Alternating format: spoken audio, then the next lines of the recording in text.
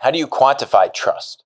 How do you measure how important trust is to the consumer, to the supplier, or the producer? If Apple goes up against China and wants to play hardball and China bans Apple products, do you know what's going to happen to Apple's stock price? Yeah, it's not going to be pretty. There's a lot of stuff going on with China. The only thing I really want to highlight here is the power of platforms. So in China's case, how are they using the Chinese tech platforms to basically silence the Hong Kong conversation and keep people in check? And then I'm going to switch over to the US ones like Apple. But for Tencent owns stakes in Glue Mobile, which does a bunch of mobile games, Snapchat, Blizzard, which we spoke about yesterday, Tesla. They have a very lucrative streaming deal with the NBA, with apparently average viewership of around 3.7 million viewers per game in China. That's a lot of people. Oh, and they have an ownership stake in Reddit.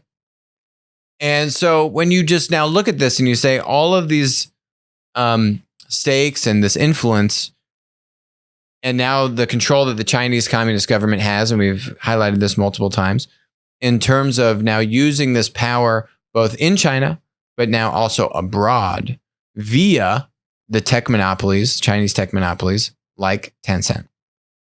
It's just going on. We can have debates in terms of what people should do or what's right or wrong. All I wanted to do is kind of highlight the mechanisms at play. And now I'm going to do that on the flip side. So what US tech platforms are in the limelight, and what are they doing about this? Let's talk about Apple. So Apple deleted the Taiwanese flag emoji from the keyboard on Hong Kong iPhones, right? So you see the different flags. China didn't like that there's a Taiwanese flag because Taiwan's supposed to be part of China. China threatened Apple. Apple removed the Taiwanese emoji from the keyboards. Now, there is an app that was made and it was approved on the App Store, and it was used by Hong Kong protesters to track the movements of the police officers in Hong Kong. Apple banned the app because China was not happy about it. And then there was a lot of just frustration with Apple doing this. And now they've unbanned the app. But that's actually not the only thing that Apple has done to capitulate to the Chinese government. Apple has handed over iCloud data and encryption keys to China. That was interesting. I thought they were never going to do that. They would not do that for the US government. If you remember, like the FBI had to hack into the iPhone because Apple was not going to hand over this information, exploiting iOS to track the Uyghurs, which are the Chinese Muslim population in China that have come under a lot of scrutiny in China. And they kind of minimize the seriousness of this.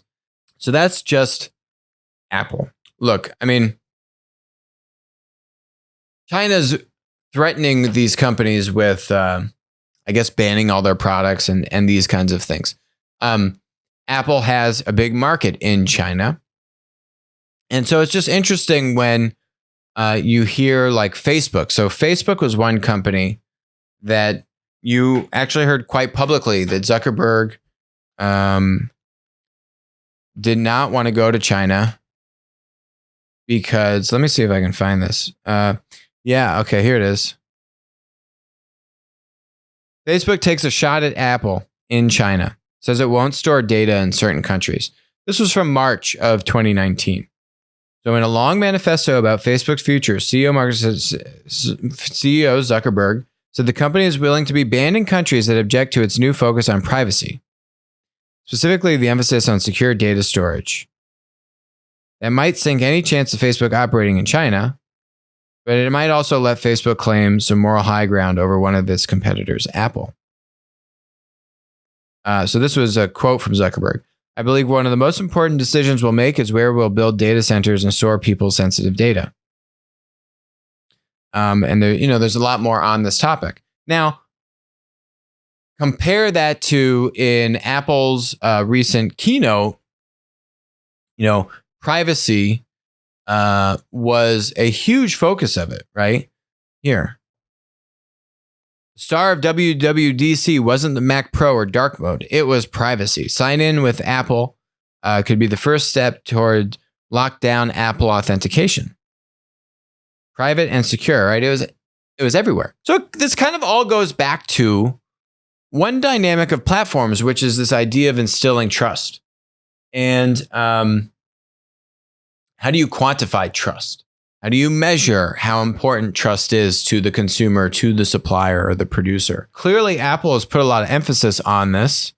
And Facebook, I would say, if you were to kind of just do a general poll of people, I would say Facebook trust from a privacy standpoint in the US is probably a lot lower than Apple's. But it's just very interesting when you look at the decisions from the company executives about where to open up, what they understand in terms of the level of control, what it's going to mean from a moral standpoint, just how the company needs to operate if they want to operate in a market like China, and who has gone ahead to actually go and operate there. And now you're kind of stuck because you've made the investment. Oh, and by the way, if Apple says, goes up against China and wants to play hardball and China bans Apple products, do you know what's going to happen to Apple stock price? Yeah, it's not going to be pretty. What's Facebook's exposure to all of this? Basically nothing. So it'll be interesting to see how this plays out. But it's also very interesting to kind of see, I don't know, I guess kind of like the truth from the the kind of pomp or the marketing, and these kinds of historical decisions made by U.S. tech platforms, I think probably speak to more of that moral fabric in the company about whether you're turning down money and not going into the Chinese market, or you are going to go into the Chinese market and you're going to deal with the consequences. And now that's playing itself out. Hi, this is Alex Mozed. Thanks for joining us on Winner Take All. If you enjoyed the content today, which I bet you did, please comment, subscribe, and definitely message me on Twitter when we're doing live streams. Also, please note, all opinions expressed about stocks or public companies on the show are exactly that, opinions. This is not investment advice. Don't act on it. WisdomTree licensed Applico's Platform Insights data product to aid in the creation of the PLAT ETF. Thanks for joining us.